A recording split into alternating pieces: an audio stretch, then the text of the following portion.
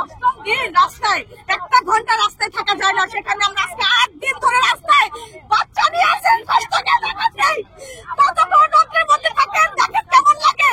আর আজকে আমরা এই অমানবতার জীবনযাপন করতেছি 8 দিন ধরে আজকে রাস্তায়, আমাদেরকে কেউ দেখা নেই, কোনো মন্ত্রণালয় থেকে কোনো আশ্বাস বাণী দেওয়া হচ্ছে না। তারা আমাদের 5 জন প্রতিনিধি এই যা করার মধ্যে 8 দিনের মধ্যে করেছে, 5 জন প্রতিনিধি ডেকে নিয়ে গিয়েছে, ডেকে নিয়ে তাদেরকে বলেছে যে আমরা পূর্বেও যেভাবে আশ্বাস দিয়েছিলাম তোমরা বাদ যাবে না। বিধানরঞ্জন স্যার রায় আমার প্রতি আমার শ্রদ্ধা, উনি এইটুকু কথা জাস্ট বলেছে যে এখনো বাদ যাবে না। তো আশ্বাস তো দিয়ে কি হবে, আমার পেটে ক্ষুধা, আমি এখন খাবো, আমি 8 দিন পরে খেলে কি আমার জীবন বাঁচবে? আমার এখন ক্ষুধা, আমার এখন খেতে হবে। তো আমাদের আজকে দরকার টাইম নিয়েছে বলে তারা বলতেছে আমরা এটা দেখবো, আমরা এটা দেখবো, তোমাদের সাথে অবিচার হচ্ছে। আমি বিধানরঞ্জন স্যার তোমাদেরকে বলেছিলাম 14 নভেম্বর আমরা যখন মানববন্ধন করি তখন এইভাবে রাজপথে ছিলাম, উনি আমাদের বলেছে তোমরা রাজপথে থেকো না, তোমরা শিক্ষক, তোমাদের মান মর্যাদা উঁচুতে, তোমরা রাস্তায় মানে আমরা রাস্তায়, তোমরা আমাদের পরিবারের অংশ। এই সুন্দর বাণী শুনে আমরা আশ্বস্ত হয়ে চলে গিয়েছিলাম, তখন আমাদের এই রায় হয়নি। আমরা তখন কি করেছি যে না, যেহেতু এত বড় একটা কথা বলেছে অবশ্যই এটার কোনো সুফল আসবে।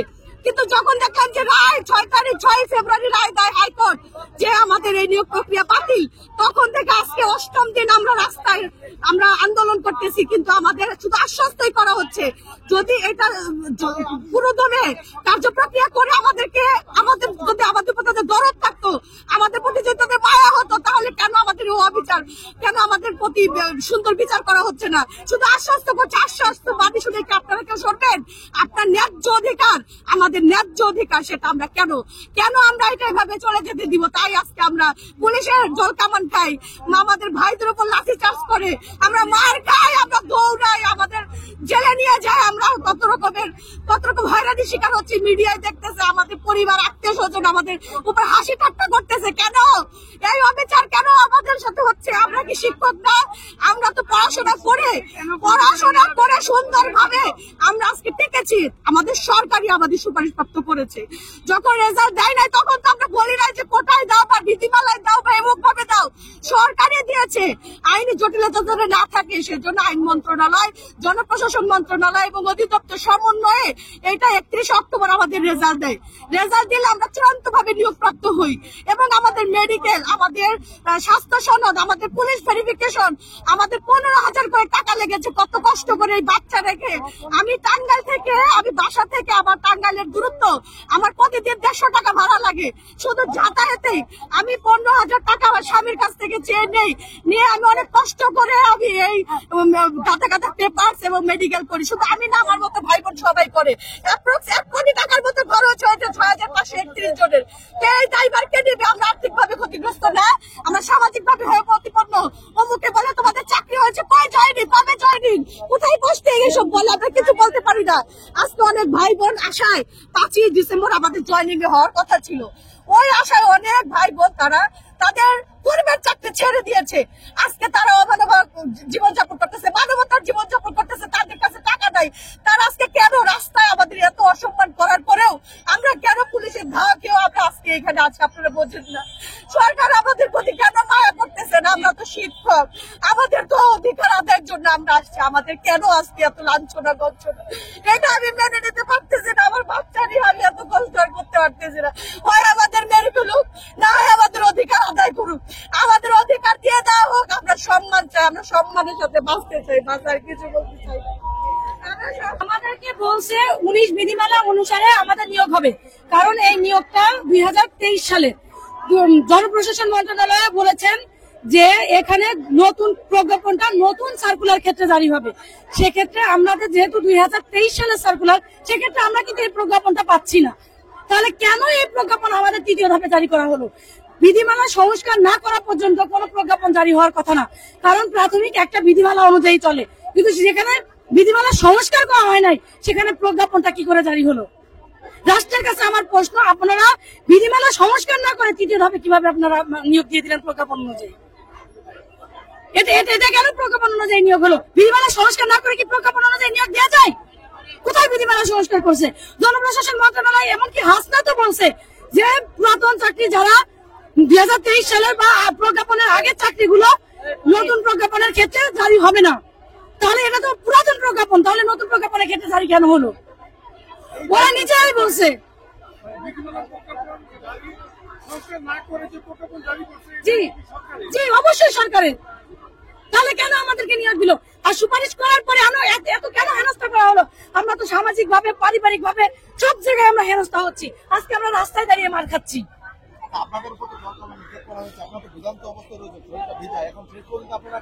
এভাবেই থাকবো, আমাদের দাবি আদায় না হওয়া পর্যন্ত আমরা এভাবে মারা যাবো। দরকার মেরে ফেলুক আমাদের, তারপর আমরা এভাবেই থাকবো, কোথাও যাবো না। জলকামান নিক্ষেপ করার আগে আমরা 6531 জন আমরা এখানে সকালবেলা থেকেই শান্তিপূর্ণভাবে অবস্থান করছিলাম আমাদের দাবি আদায়ের জন্য। আমাদের দাবি ইতিমধ্যে আপনাদের মিডিয়ার মাধ্যমে দেশের সবার কাছে পৌঁছে গেছে। আমরা 6531 জন বঞ্চিত, লাঞ্ছিত, আমাদেরকে যোগদান পত্র দিয়েছে, আমাদের মেডিকেল টেস্ট, গ্রুপ টেস্ট নিয়েছে, তার জন্য আমরা অর্থ ব্যয় করেছি। সেই অর্থের কোনো কিছু বলা হয়নি, সেই অর্থ কি হবে আমাদেরকে আশ্বাস দিয়েছিল ডক্টর বিধান চন্দ্র রায় পোদ্দার। তিনি বলেছিলেন আমরা 6531 জন তার পরিবারের একটা অংশ, আমাদের কখনো নিয়োগ বাতিল হবে না। সেই আশায় আমরা শান্তিপূর্ণভাবে ঘরে বসেছিলাম, আমরা বের হইনি। আমাদের এই পেশাটা তো শিক্ষিকা, আমরা তো মহান পেশা এসেছি, আমরা তো সন্ত্রাসী না, আমরা তো শান্তিপূর্ণভাবে এখানে বসেছিলাম। আমরা যখন রাস্তায় এখানে বসেছি, কিছু বোনেরা হঠাৎ করে কথা নেই বার্তা নেই, পুলিশ বলছে এই লাঠি মারো না কেন, লাঠি মারো, লাঠি চার্জ করো। পুলিশ বলছে এই আপনারা মহিলারা ঘরে বসে থাকবেন, সংসার করবেন, আপনারা রাস্তায় কেন? আমি এই মিডিয়ার মাধ্যমে বলে দিতে চাই সেই পুলিশকে, আপনার কি কন্যা সন্তান নাই? আপনি কি তাকে পড়াশোনা করাবেন না? আপনি কি তাকে দিয়ে কোনো জব করাবেন না? কেন এই প্রহসন? আমরা তো এই প্রহসন মানবো না। আমরা শান্তিপূর্ণভাবে এখানে যখন বসেছিলাম, আমরা বোনেরা, আমাদের বোনেরা বসেছিল, তখন হঠাৎ করে কথা নেই বার্তা নেই পুলিশ আমাদের লাঠি চার্জ করেছে, আমাদের বোনদেরকে টেনে হিসড়ে থানায় নিয়ে গেছে। আমার থানায় যোগাযোগ করেন, আমাদের বোন এখনো থানায়, এবং আমাদেরকে জল কামান মেরেছে। কেন এই প্রহসন? আমরা তো এটা দাবিদার না। আমরা যে যার যার নিজের যোগ্যতায় এই পর্যন্ত এসেছি। আমরা মৌখিক পরীক্ষা, লিখিত পরীক্ষা ভাই উত্তীর্ণ হয়ে এই পর্যন্ত এসেছি। আজকে এই প্রহসনের দাবিদার তো আমরা না। আমাদের হাতে নিয়োগপত্র তুলে দিক, আমরা ঘরে ফিরে যাব। আমাদের সুপারিশ প্রাপ্ত করার পরে আপনারা জানেন যে 6531 জনকে সুপারিশ প্রাপ্ত করা হয়েছিল।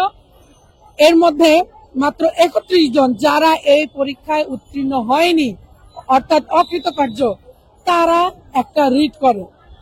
আমরা ঘরে বসেছিলাম শান্তিপূর্ণভাবে, কারণ আমরা জানি আমরা সরকার পক্ষ, আমরা কখনো হারবো না, কারণ এই সরকার আমাদের নিয়োগ দিয়েছে, আমরা কখনো হারবো না। কিন্তু আমাদেরকে আশ্বাস দিয়েছিল এটাই যে তোমরা থাকো, তোমাদের 6531 জন একজনও বাদ যাবে না, তোমরা আমাদের পরিবারের সদস্য, তোমাদেরকে বাদ দিয়ে কিছু করা হবে না, কারণ তোমরা যৌক্তিক ভাবে তোমাদের যোগ্যতা দিয়ে প্রমাণ করে এখানে এসেছো।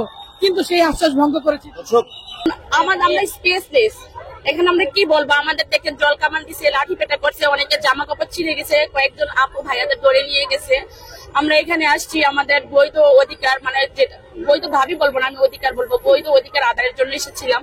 একই সার্কুলার প্রথম ধাপ ও দ্বিতীয় ধাপ যদি বিদ্যালয়ে 1 বছর যাবত থাকতে পারে, আমরা কেন পারবো না? আমাদের তো এই অন্তর্বর্তীকালীন সরকার 3টা মন্ত্রণালয়ের যৌথ মতামতের ভিত্তিতে আমাদের সুপারিশ প্রাপ্ত করেছে, তারাই আমাদের সুপারিশ প্রাপ্ত করে, তারাই কেন রাস্তায় বসিয়ে দিচ্ছে? আপনারা জানেন আমাদের এই চাকরিটা হওয়াতে অনেক ভাই বোন 15 থেকে 20 গ্রেডের চাকরি করতে, তারা সেই চাকরি ছেড়ে দিয়ে চলে আসছে। এখন আমরা বেকার অবস্থায় আছি, রাষ্ট্রকে এগুলো দেখে না। আমাদের যে ডোপ টেস্ট হয়ে গেছে, মেডিকেল টেস্ট হয়ে গেছে, এগুলোতে অনেক আমাদের আর্থিক ক্ষতি হয়েছে, আমরা আর্থিকভাবে সামাজিকভাবে হেয় প্রতিপন্ন হচ্ছি। আপনাদের মাধ্যমে রাষ্ট্রকে জানাতে চাই আমাদের যোগদান পত্রিকা দিয়ে দিন, আমরা চলে যাই। আমরা রাস্তার মানুষ না, আমরা বিদ্যালয়ে থাকার মানুষ। হ্যাঁ, আমি পড়ে গেছিলাম, আমাকেও জল কামান দেওয়া হয়েছিল, পুরো আমার শরীর ভিজা আছে এখনো। এই রাষ্ট্রে নারীদের অধিকার, আমি জানি যে ডক্টর মোহাম্মদ ইউনূস নারী অধিকার নিয়ে সোচ্চার না। আমি আপনাদের মাধ্যমে ওনাকে জানাতে চাই আমাদের নারীদের অধিকার, নারীরা কেন বৈষম্যের শিকার হচ্ছে, নারীদের উপর কেন আজকে অন্যায় অত্যাচার, এত জুলুম, রাষ্ট্র কি চোখে দেখে না?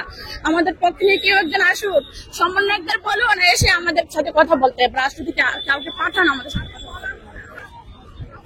আমরা আমাদের যথাযথ অধিকার আদায়ের জন্য আসছি, আমরা এই অধিকার আদায় না হওয়া পর্যন্ত আমরা রাজপথ ছাড়বো। এটা আমি আপনাকে অফ ক্যামেরায় বলি, এটা এখানে বলা ঠিক হবে কিনা আমি জানি না। আপনার ক্যামেরা না, তাহলে আমি ওই বিষয়টা পরে বলি। আর এটা তো আমি বললাম আমাদের কর্মসূচি আমরা চালিয়ে যাব। এটা আপনাদেরকে তো কয়েকজনকে গ্রেফতার করা হয়েছে, আটক করা হয়েছে। তখন অন্য নারী সদস্যদেরও কয়েকজনকে, সেই সাথে পুরুষ সদস্যদের কয়েকজনকে আটক করা হয়েছে। সেটির সংখ্যা আমি যদি প্রথমে যে 5 জনটাকে, পরে 6 জন, প্রায় 8 থেকে 9 জনকে আটক করা হয়েছে। এভাবে আটক করলে আপনারা আতঙ্ক প্রস্তুত কিনা বা আন্দোলন চালিয়ে যাবেন? আমরা আন্দোলন চালিয়ে যাব। আন্দোলন আজকে দেখা যাচ্ছে সংখ্যাটা কম, কালকে হয়তো আরো 2 গুণ হবে, 3 গুণ হবে। অনেকেই ফ্যামিলির বাজার কারণে আসতে পারে না, যেহেতু এখানে ম্যাক্সিমাম সংখ্যাটাই নারী এবং আমরা ম্যাক্সিমামই কিন্তু বিবাহিত, বাচ্চা সন্তান সামলে আমরা আসতেছি। যেসব বোনেরা আসতে পারছে না তারাও আসার জন্য অনেক আকুতি করতেছে। কিন্তু বাংলাদেশের সমাজ ব্যবস্থা, আপনার নারীর অবস্থানটা কিরকম এটাও আপনারা জানেন। একটা নারী চাইলেই তার সংসার ফেলে রাস্তায় আসতে পারে না, তারপরেও কিন্তু তাদের প্রতিনিধি হয়ে আমরা আসছি। সরকার সেটা কোনো আমলেই নিচ্ছে না। কেন নিচ্ছে না আমি জানি না। আপনাদের মাধ্যমে আমি সরকারের কাছে প্রশ্ন রাখতে চাই, নতুন বাংলাদেশ কি এটা? এটা নতুন বাংলাদেশ? দ্বিতীয় ধাপ অলরেডি চাকরি করতেছে। তার থেকে বড় কথা আপনাদেরকে আমি আরেকটা ইনফরমেশন দেই। 24শে ডিসেম্বর আমাদের 5ই ডিসেম্বর জয়েন করার কথা ছিল। 24শে ডিসেম্বর দ্বিতীয় ধাপে যারা প্যানেল প্রার্থী ছিল তারা জয়েন করে গেছে। প্যানেল প্রার্থী মানে তো বুঝেন, ওয়েটিং লিস্ট থেকে নেওয়া হয়েছে। আর আমরা যেখানে জাতীয় মেধা তালিকায় সুপারিশ প্রাপ্ত, সেখান থেকে আমরা জয়েন করতে পারছি না। কেন পারছি না? অবশ্যই সরকার কি সিদ্ধান্ত নিয়ে আমাদেরকে 3 মাস বসে রেখে রেজাল্ট দেয় নাই? 19শে জুলাই মাসে আমাদের বাইপাস সম্পন্ন হয়েছে, অক্টোবরের 31 তারিখ রেজাল্ট হইল। তারা 3 মন্ত্রণালয় আলোচনা করে রেজাল্ট দিছে। আমরা তো কারো দৌড়ে যাই নাই, আমাদেরকে সুপারিশ প্রাপ্ত করেন, আমাদের রেজাল্ট দেন। যদিও আমাদের রেজাল্ট চাওয়াটা আমাদের যৌক্তিক দাবি।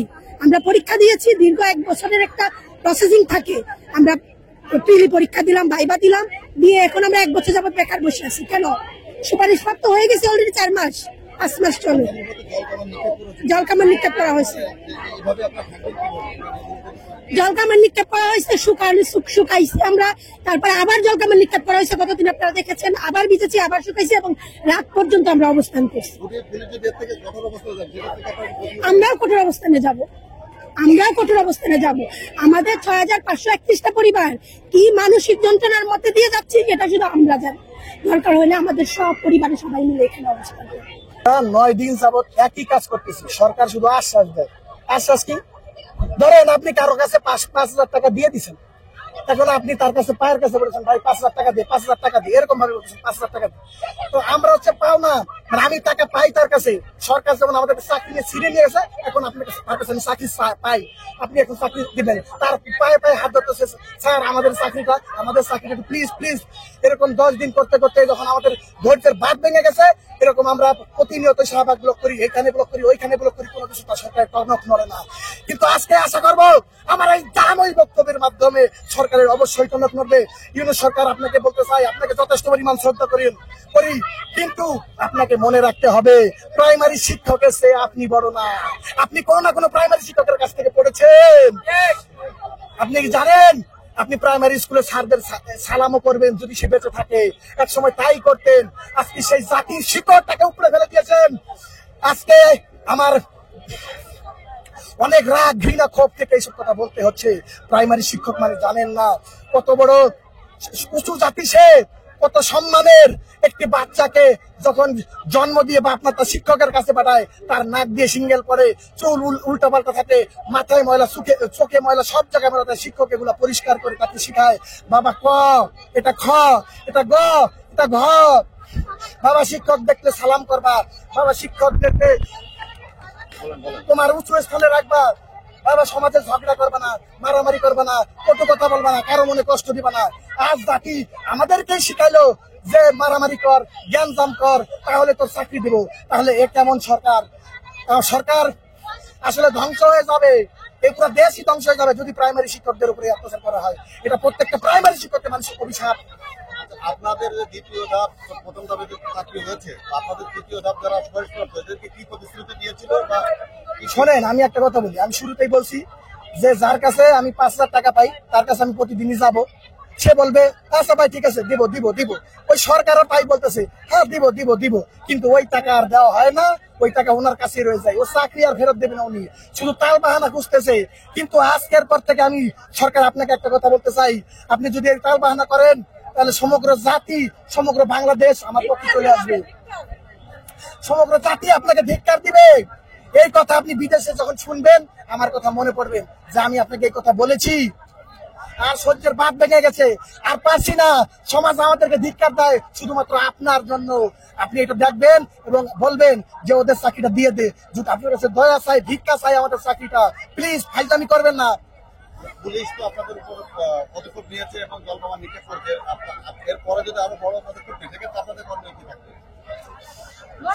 সেখানে মরার জন্য রাস্তায় পড়ে থাকবো, বা সমগ্র বাংলাদেশকে আমি আমাদের সাহায্য করবো। দেখেন আমরা তো অসহায়, আমরা কি করতে পারি? সমগ্র বাংলাদেশের মানুষ আমরা সাহায্য করবো, আমি আশা করি।